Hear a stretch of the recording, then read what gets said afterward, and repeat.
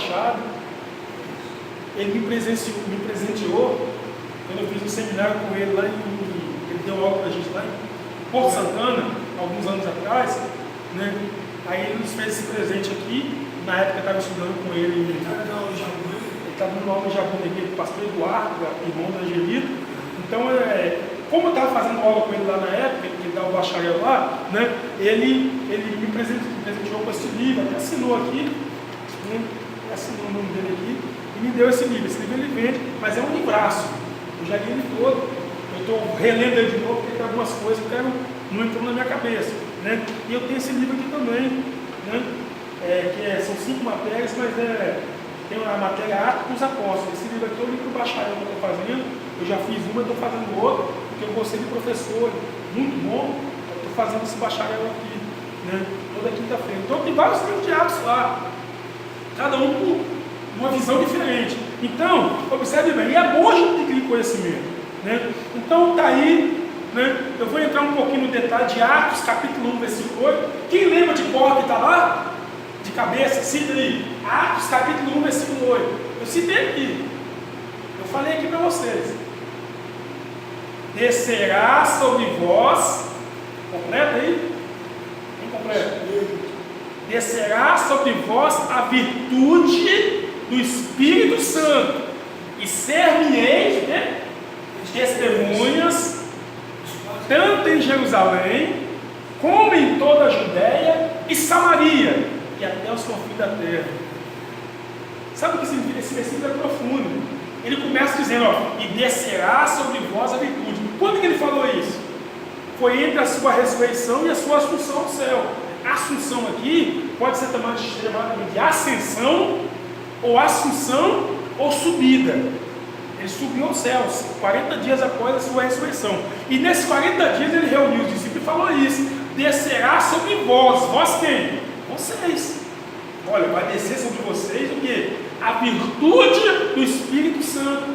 Ele poderia falar assim, descerá sobre vós o Espírito Santo. Mas ele disse a virtude. Tem um mistério aí, irmão.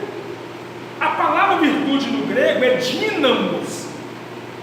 Estou falando no grego aqui porque sempre que a gente vai procurar uma palavra no Novo Testamento, é grego. No Antigo Testamento é hebraico. Nós vamos estudar uma matéria aqui chamada Bibliologia, que você vai aprender sobre os idiomas originais da Bíblia. Eu já disse até para vocês aqui o seguinte, que o Antigo Testamento foi escrito em quê? Quem sabe? Qual a linguagem original do Antigo Testamento? Hebraico. Mas não foi só hebraico não, por quê? Porque tem alguns poucos versículos do livro de Daniel que foi escrito em quê? Aramaico. Por que aramaico? Porque o idioma da Caldeia, da Babilônia, é aramaico. E quando Daniel escreve no seu livro, em alguns momentos, ele escreve do cativeiro, lá no cativeiro babilônico, e o idioma lá é mais fácil, era o idioma aramaico, dos caldeus, né? Então ele escreve ali aquele pedaço do Antigo Testamento de Daniel ali, do capítulo 4 até o capítulo 7, ele escreve em aramaico. Então o Antigo Testamento ele é escrito em quê? Hebraico e uma parte aramaico, e o Novo Testamento, no original, foi escrito em quê? Grego. E aí quando você vai procurar uma palavra, no original dela, você vai procurar no grego, no Novo Testamento, no hebraico, no Antigo. Né? E a palavra virtude, do capítulo 1, verso 8 de Atos, descerá sobre vós a virtude. No grego é dínamos, que significa o quê? Poder em ação. Então Jesus estava dizendo o seguinte, descerá sobre vós poder em ação do Espírito Santo, para ser testemunho. Então esse poder em ação, tem várias situações que podemos interpretar. Dínamo fala de quê? Dínamo vem de dinamite. Dinamite causa o quê? Explosão, né? Causa o quê? Alguém fica assustado quando explode dinamite, né? Pode matar alguém fica ali, né? Então, quando ele fala dínamo, poder em ação, ele está lembrando de dinamite. Explosão de poder. Porque quando aconteceu ali, quando Jesus falou, descerá sobre vós a virtude do Espírito Santo, ele estava falando de que dia? O dia de Pentecoste, que ia acontecer 10 dias depois. da sua subida ao céu. Então, quando desceu no capítulo 2 de Atos, aconteceu a descida do Espírito Santo, era a virtude do Espírito Santo. Por quê? Quando o Espírito Santo desce naquele cenáculo, com aproximadamente 120 pessoas sentadas, reunidas no mesmo lugar, e muita gente que fala línguas estranhas, tinha gente lá de fora que não estava entendendo nada. Não era de noite, não era hora de culto, não era nada, né? E aí o povo achou que estava todo mundo o quê? Bêbado, embriagado, essa hora do dia, todo mundo cheio de moço e tal. Aí Pedro ele sai lá de fora para esclarecer para aquele povo, dizendo: o que vocês estão vendo não é, ninguém está embriagado essa hora do dia não. Isso é cumprimento de quê? Da profecia de Joel e promessa de Jesus. Seu Espírito Santo descendo. Então quando ele fala poder e ação dínamo que desceria, ele estava dizendo o seguinte: quando o Espírito Santo descer, vai deixar muita gente surpresa, vai deixar, né, vai causar uma situação ali, né, e realmente causou espanto, vai assustar, o que é isso e tal, né? Então, irmãos, eu não estou dizendo aqui, porque tem gente que pensa assim: o Espírito Santo deixa todo mundo assustado, porque um sapateia, o outro pula, o outro rola pelo chão. Não é nada disso. É a forma com que Deus vai usando a pessoa, línguas estranhas, nas profundidades, nos mistérios. A gente precisa entender um pouco acerca disso, né? Existe o sapateado, existe as revelações, existe. Isso é bíblico. Isso é bíblico. Agora tem muita gente aí fora, irmãos, que está passando dos limites. Aí ultrapassa e tal, aquele negócio todo, né? Você vai em algumas igrejas e a pessoa está rolando pelo chão, aparta as cadeiras, né? Existem momentos que o Espírito Santo desce mesmo com poder e que não tem como controlar, como aconteceu no dia de Pentecostes. Ali, meu irmão, ninguém se controlou não. Ali foi uma carga de poder sobrenatural, né? Então, desceu um poder em ação. Entenda o mistério aqui, não perde o fio da ligação aqui não. Quando Jesus falou: descerá sobre vós a virtude do Espírito Santo, que é poder em ação, ele estava dizendo o seguinte: quando o Espírito Santo descer sobre vocês, vai ser um poder para vocês agir, poder em ação. Quando você receber o Espírito Santo de Deus, vocês não vão ficar parados não. Você não ser testemunha de Jerusalém, Judéia, Samaria, vocês não vão ficar presos de casa não. Vai dar o quê? Vai dar ousadia e autoridade para vocês pregar o Evangelho. Vocês podem observar que uma pessoa que é batizada pelo Espírito Santo, ele recebe essa capacitação sobrenatural de Deus, e aí ele fica mais ousado, recebe uma autoridade maior de Deus, né, para pregar o Evangelho, para anunciar em Jesus, né? Então foi isso que aconteceu no dia de Pentecostes. Houve uma capacitação de Deus a todos que estavam ali para pregar o Evangelho nos 4 cantos da terra. E é interessante, quase como Deus trabalha, né? Tinha 120 pessoas aproximadamente ali, e aqueles 120 que estavam ali, está pensando que eram todos judeus ali? Tinha pessoas de aproximadamente 17 nações. E quando as pessoas saem dali, eles vão cada um retornando para as suas cidades e leva aquilo que leva o poder de Deus ali e começa a anunciar lá. Então teve cidades que receberam a pregação do Evangelho através de pessoas que estavam no dia de Pentecostes. Teve lugares que Paulo passou nas suas viagens missionárias que já tinha igreja lá. Paulo não fundou não. Mas como que abriu lá? Abriu lá porque tinha gente no dia de Pentecostes que levou essa mensagem para lá. Aquelas pessoas que receberam o poder de Deus ali foram pessoas que posteriormente foram missionários em suas cidades. Agora um detalhe importante ali, eu disse aqui que o dia de Pentecostes mudou, capacitou as pessoas para se tornar diferente, para levar o Evangelho. Basta você ver a história de Pedro. Quem foi Pedro seguindo Jesus? Quem foi Pedro? Um homem impulsivo, né? Um homem nervoso, né? Quando você lembra de Pedro, você lembra Pedro, um homem, qualquer coisa estourada, aquele negócio todo, né? E realmente ele era.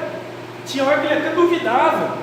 Jesus mandou ele andar sobre o mar, ele ficou com medo. Mas Jesus, todo mundo pensou que era um fantasma, ele ficou com medo. Aí Jesus falou o que com ele? Sou eu, Pedro, vem. Eu te mandei você andar sobre o mar. Tem um dos evangelhos que fala que quando os discípulos estavam no barquinho e começou a afundar naquela tempestade, foi Pedro que levantou e falou: Senhor, você está dormindo ainda, estou perecendo? Então, em alguns momentos, Pedro cambaleou na fé. E Pedro era aquele homem que, impossível que, quando ele queria defender uma coisa, ele defendia mesmo, até na briga. Se alguém falasse de Jesus para ele, ele metia a mão na cara do sujeito. E aí aconteceu o quê? Quando Jesus estava no jardim do Getsêmani, pronto ali para ser entregue o traidor e o soldado romano, Jesus sai dali e fala o quê? Vamos agora, que já chegou, se aproximou a hora de eu ser entregue na mão dos soldados. Aí quando Jesus sai lá fora, Judas já vem com o soldado, e Judas dá um beijo em Jesus, identificando Jesus que era aquele ali, o beijo da traição. Porque quando ele dá um beijo, o soldado romano está de olho, então é que ele dá.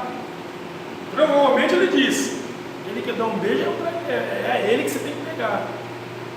E quando Jesus recebe o beijo de Judas, o soldado logo pega ele logo. Quando o soldado prende ele, o que Pedro fala? O que Pedro faz no caso? Saca da espada e faz o quê? Arrancou a orelha de Malco. Você sabia que só tem um livro que fala de Malco, com o nome de Malco, dos 4 evangelhos?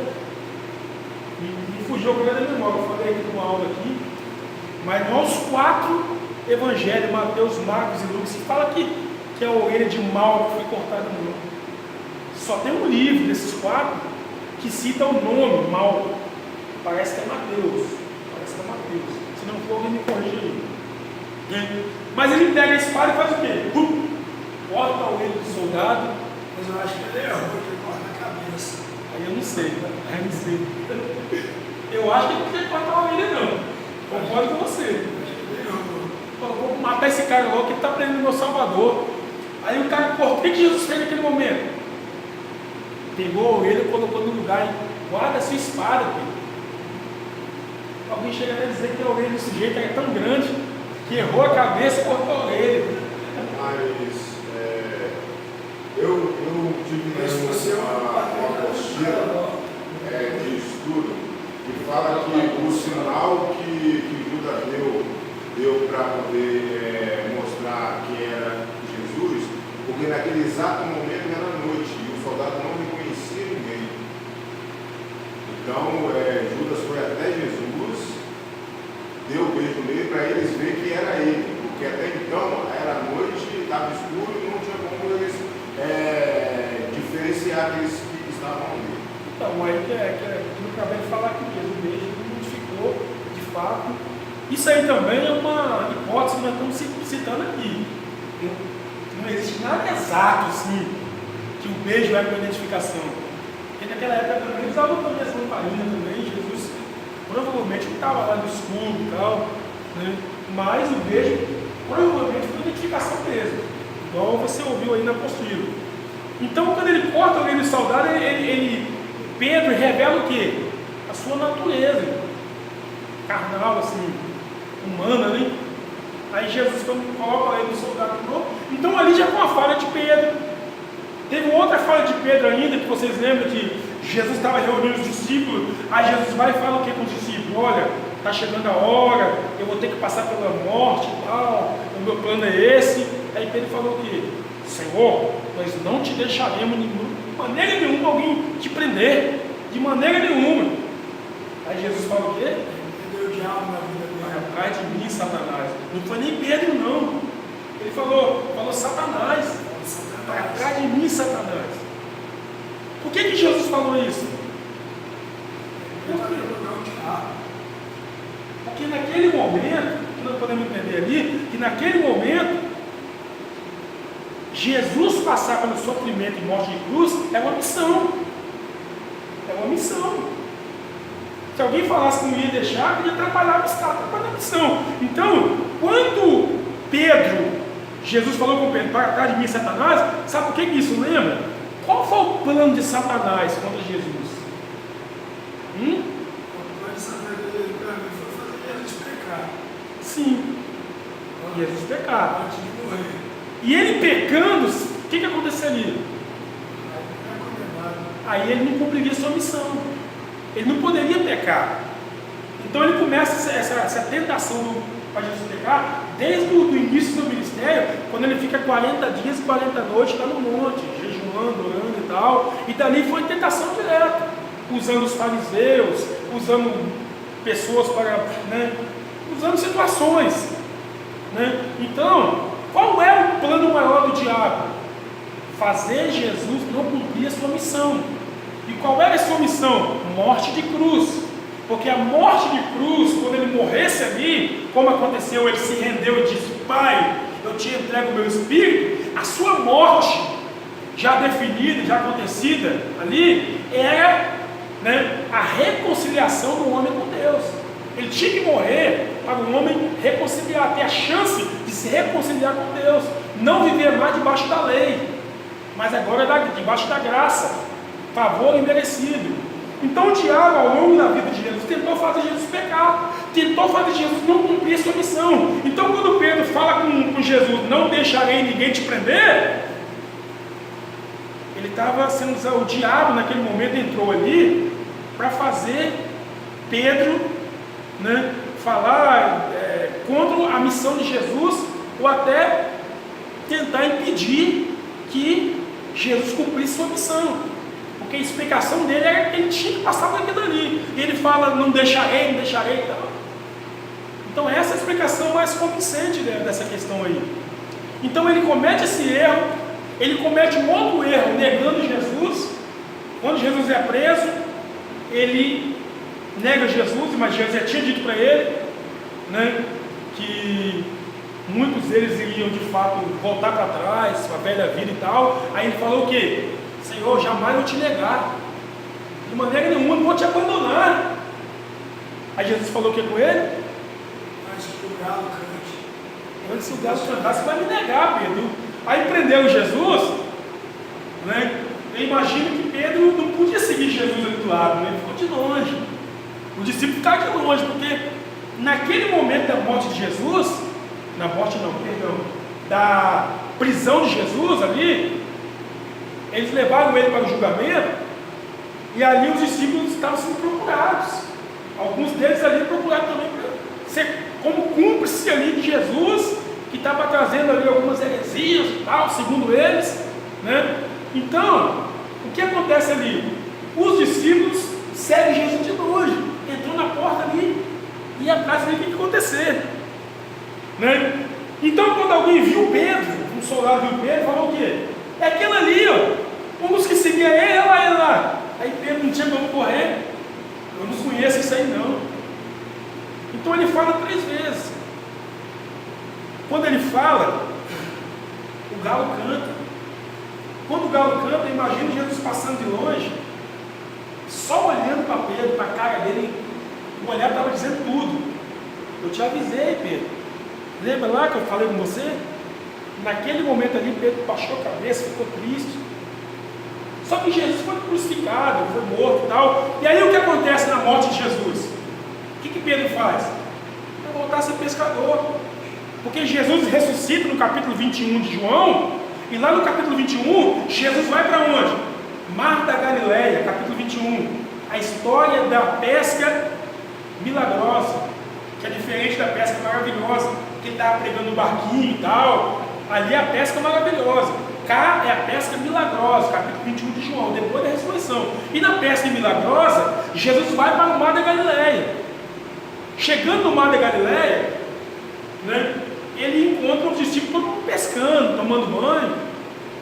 E aí quando Jesus vem de longe, ninguém reconheceu ele. Pedro está lá, seminu na água, pescando, tomando banho, não sei. Eu só sei que naquele momento, o único que viu ele foi quem? A Bíblia chama o discípulo que o amava, viu ele. João. João olhou e disse: é o Senhor. De longe, é o Senhor. Aí Pedro ouviu, deu um pulo na água, que ele estava praticamente nu. A Bíblia diz que ele estava nu. Só que esse nu lá não é o nu de hoje, A pessoa anda de cueca aí, ele está nu? Para nós aqui não. Mas o nu lá é o calção. O calção, tipo um calção, é uma vestimenta interna com a camisa por cima, e eles usavam aquele roupão, que era a vestimenta oficial deles. Mas por baixo daquele roupão, o calção e a camisa igual essa que eu estou aqui, era uma veste íntima. Veste íntima. E essa veste íntima era considerada uma nudez. Ele não estava pelado. Quando você lê o capítulo 20 de Isaías, você vai encontrar o quê? O profeta Isaías pregando nu durante 3 anos. Está lá. Isaías prega nu para Judá durante 3 anos, para revelar para aquele povo que aquele povo estava nu espiritual perante Deus. Só que a nudez de Isaías 20 é a mesma nudez de Pedro. Ele não pregou 3 anos nu. Já pensou? O profeta pregar sem nada durante 3 anos na rua? Era uma vestimenta interna. Isaías vestia um calção, vestia uma camisa e pregou. Na cultura judaica ele estava nu. Você já viu aí na televisão aí as reportagens dos judeus como eles andam? Viu a vestimenta do judeu que é diferente da nossa? Aqui o pessoal está quase pelado na rua aí. O judeu não, os árabes lá, o pessoal da Arábia Saudita, do Oriente, né? É aquele negócio todo. O cara lá de calção lá, com a camisa regata, o cara está nu, né? De vez em quando você vê reportagem lá dos árabes, dos sheiks e tal, 40 graus lá naquela região lá, que lá esquenta, 40 graus, 35 graus lá, o camarada com o negócio na cabeça, com aquele roupão todo, um sheik e tal. Então Pedro não estava nu totalmente. Pedro estava o quê? Pedro estava com a veste íntima, mas a Bíblia chama de nu, porque na cultura judaica era nudez. Aí Pedro pula na água. Por que pulou na água? Porque estava nu? Não sei. Porque ele estava pescando e Jesus chamou ele para ser pescador de homem e ele ficou envergonhado e tentou se esconder? Não sei. Tanto uma coisa como outra é hipótese. E eu calculo, talvez você pode pensar diferente. E talvez ele estava nu naquele momento. Nu, no sentido que eu estou explicando. Aí ele botou a vestimenta dele e tal, mas se alguém entender que ele estava ali porque estava com vergonha, porque estava pescando e tal, aí também é uma hipótese também, vamos respeitar. Porque nada está definido em relação ao motivo que ele pula na água. Aí Jesus chama ele e fala assim: Pedro, tu me amas? 3 vezes. Amo. Então vai e apacenta minhas ovelhas. Fala 3 vezes. Irmão, foi ali que a história de Pedro mudou. Foi ali. Porque Pedro vai para o dia de Pentecoste, Pedro chega no dia de Pentecoste, Pedro se enche do Espírito Santo, e aí aquele Pedro medroso que negou Jesus, foi o primeiro a sair na rua lá de fora e explicar para o povo: isso aqui não é bebida alcoólica não, isso aqui é poder de Deus. 3.000 almas se converteram ao Senhor. E Pedro foi um dos maiores pregadores, depois daquele encontro no mar da Galileia, quando Jesus falou assim: Pedro, tu me amas? Amo. Então vai e apacenta minhas ovelhas. Quando ele vai apacentar as ovelhas do Senhor, eu imagino que a ficha cai para Pedro. A ficha cai para Pedro e Pedro: não, eu preciso. Eu tenho que fazer o que Jesus mandou, ele me chamou para isso. Não, a partir de hoje eu vou mudar. E mudou mesmo. Você não vê registro de Pedro cambaleando na fé depois daquele encontro no mar da Galileia. Aí Pedro vai para o Pentecoste, o dia de Pentecoste. Pedro é um dos que estavam ali entre os 120. Quando o Espírito Santo desce, todo mundo lá de fora pensa que todo mundo bêbado ali na metade do dia. Quem vai sair para fora para pregar? O que negou Jesus lá. O que voltou a ser pescador, Pedro. O famoso sermão do Pentecoste, pregado por Pedro, quase 3.000 almas se convertem ao Senhor ali. Ele pega com autoridade. Ele começa a falar que Joel profetizou e não sei o que, começa a contar história com autoridade. E dali para frente, Pedro foi um dos maiores pregadores, corajosos, para pregar a palavra de Deus. Tanta coragem que na sua morte, ele morre em Roma, ele é preso, martirizado porque pregava a palavra, e aí eles colocam ele na cruz para ele morrer, e o historiador vai dizer que ele foi colocado de cabeça para baixo.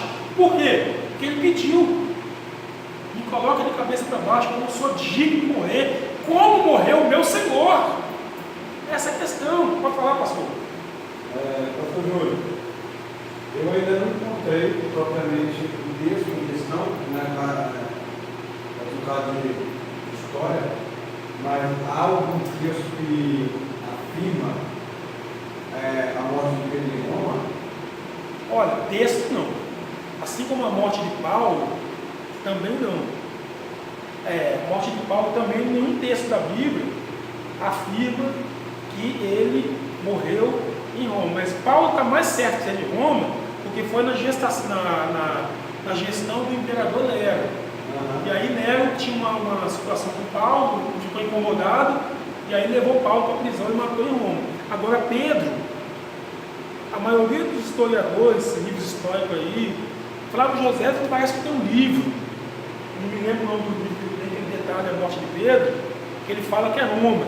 Alguns livros de teologia, de alguns seminários, né, chegam a dizer que foi em Roma, porque na ocasião ele foi levado para lá também, né, e aí ele foi também morto semelhantemente à morte de Paulo.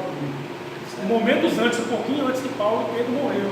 Então, a minha pergunta era justamente por isso, que a Bíblia não relata que Pedro chegou a Roma. Não tem nenhum dos livros, nem nas suas cartas, nem nos evangelhos, eles falam que Pedro chegou a Roma. Então, essa é a dúvida. Não era nenhuma dúvida, então deixou para caráter de opinião, para você entender. Até onde Pedro não chegou a Roma. Teria algum lugar específico, se não ouviu ele se Não, nem ninguém, né? Olha, eu acredito. Ninguém citou. É especulação. Eu vou dizer, eu estou falando aqui, mas a questão é o seguinte: especulação não é fato real. Então, eu estou dizendo aqui Roma, outro vai dizer não, outro vai dizer isso. Então, até que se encontre uma prova concreta de que onde foi, é especulação. Então, a especulação é o que alguém pode estar entendendo em relação a isso. É errado? Não. É do entendimento de cada um. Então, especulação é aceito, né? E não pode ser reprovado também. Quando há um fato que não está bem esclarecido, a especulação é uma hipótese. É uma hipótese. Então, se fosse citar, Júlio, Pedro morreu aonde? A hipótese mais provável para mim seria Roma, para mim, por quê? Porque, segundo a história diz, ele morreu antes de Paulo, talvez 1 ou 2 anos antes. Né? E na gestão, na morte de Paulo, era o imperador Nero que desencadeou uma grande perseguição dos discípulos, principalmente depois do ano 60. Né? Então, assim, não teria uma outra autoridade de oposição aos discípulos que não fosse Nero naquela ocasião. Podia até ter outro que nós desconhecemos, né? Então, seria essa hipótese, mas eu vou pesquisar mais isso aí. Se eu encontrar algum fato concreto, eu trago para os irmãos aqui, se foi, se não foi, porque muita coisa que a gente fala pode ser especulação. Não, a Bíblia tem algumas coisas que definem ele, mas tem algumas coisas que, por exemplo, as pessoas acreditam muito em registros de historiadores. A gente tem que ter muito cuidado. Muito cuidado. Historiador deixa história, mas aí você tem que ver. Por exemplo, vou citar aqui, qual o historiador mais conhecido que nós conhecemos? Flávio Joséfo. Mas se você pegar a biografia de Flávio Joséfo, tem gente que chega a dizer que ele não era cristão. Ele chegou a ser cristão. Ele escreveu tanto a história do Antigo Testamento, que ele era um grande pesquisador, também a história do Novo Testamento, até certo tempo, né? Porém, alguns chegam a não confiar em tudo, né? Porque ele não fazia parte daquela parte de pessoas convertidas mesmo, tal. Ele era apenas um historiador. Isso é o que alguém fala por ali. Eu também posso fazer uma história. Me refere o que é memória. José ele pegou as no 3º século da igreja, não foi? Foi, mais ou menos do 2º para o 3º. Do 3º século da igreja. Né? Então, assim, muitas coisas podem sofrer variantes. Isso. Né? Muitas podem sofrer variantes de lá para cá. Até, por exemplo, a questão dos concílios que houve na época, muita coisa variou. Muita coisa variou. E sem contar que um historiador que não viveu aquele momento é diferente do historiador que convive na geração dele. E Flávio José, ele pesquisa desde Israel, Desde Moisés, ele tem livro de pesquisa dele que conta a história de Israel. A história dos Hebreus, por exemplo, que é o livro mais conhecido dele, ele fala lá de Israel, lá de baixo. E vai falando ao longo das histórias, né? Israel no cativeiro. Eu tenho esse livro, mas eu tinha ele. Só que ele ficou incorporando. Eu pensei com o irmão lá, um mês antes de eu sair, eu vim de lá para cá, e quando eu estava de mudança, eu não consegui achar esse irmão. Ficou lá. E esse irmão nunca me ligou, mas o livro está aqui. E o livro é caro. Esse livro é caro. Já foi mais caro. E eu tenho ele no computador. De vez em quando eu leio os textos. Um colega meu, de agora, ele encontrou um livro e ele está acreditando nisso, mas já comprovei que não tem nada a ver. Dizendo que aquele anjo de Jesus, isso não é um anjo não, que é Lucas. Qual anjo? Que tirou a pedra do sepulcro de Jesus. Ele falou que era Lucas. Quando ele chegava, ela viu, achou que era um anjo que estava de roupa branca. Não, ali era um anjo mesmo. Era um anjo mesmo. E ele falou, Agora, não, vou pesquisar lá. no próximo livro, vamos falar sobre os anjos, tá? Para avisar os irmãos aqui, que o próximo livro é Teologia Sistemática. Aí vamos estudar aqui sobre a doutrina do pecado, da salvação e dos anjos. Tudo sobre os anjos, não tirar dúvida de tudo. O que o anjo pode e o que o anjo não pode. O anjo, irmão, ele pode manifestar de forma teofânica, teofania. Ele pode vir em forma de pessoas. Tanto que algumas mulheres, quando visitaram o túmulo de Jesus, elas confundiram o anjo e falaram: ele não está aqui, ele já ressuscitou. Só que o anjo ali estava se materializado em uma pessoa. Tanto que as pessoas confundiram ele com quem? O jardineiro. O jardineiro falou com nós que ele já ressuscitou. Então, tem muita situação de anjo que precisamos saber a partir da próxima aula, né? Mas ali era um anjo mesmo. Ali não era pessoa. Ali era um anjo mesmo. Outra coisa, uma outra curiosidade aí. Só do livro de Atos, nós vamos ter 60 menções do Espírito Santo em várias formas. 60 vezes escrito o Espírito Santo. O Espírito Santo levou a tal lugar, o Espírito Santo desceu, o Espírito Santo falou, o Espírito Santo conduziu, o Espírito Santo não deixou ir, o Espírito Santo apartou Paulo. 60 vezes o Espírito Santo é mencionado no livro de Atos dos Apóstolos, né? Eu vou terminar essa aula só para concluir uma parte aqui, terminar aqui antes do intervalo. O seguinte: o livro de Atos, ele dá importância a alguns discursos de pessoas importantes. Então, quando você pega o livro de Atos, ele detalha e prolonga os capítulos ali falando de alguns discursos. Por exemplo, o discurso de Estevão, no capítulo 6, 5 ou 6, não me lembro agora. Mas Estevão ali, ele discursa, ele prega, e o sermão vai longo, detalha ali, compõe quase um capítulo. Então, o discurso de Pedro no dia de Pentecoste, depois um outro